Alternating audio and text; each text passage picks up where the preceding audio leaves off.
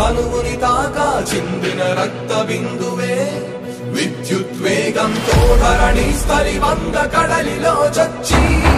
వంద కడలి అట్టడుగున గల శ్రీరంగ శుద్ధి గర్భము చేరియట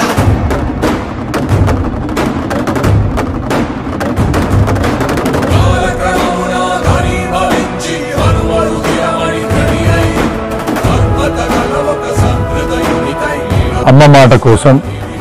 మరి రాజశేఖర రెడ్డి ఫౌండేషన్లో అరుంధతి హాస్పిటల్ నెలకొల్పి కులమత ప్రాంత భేదం లేకుండా ఉచిత వైద్యాన్ని అందిస్తున్నాం.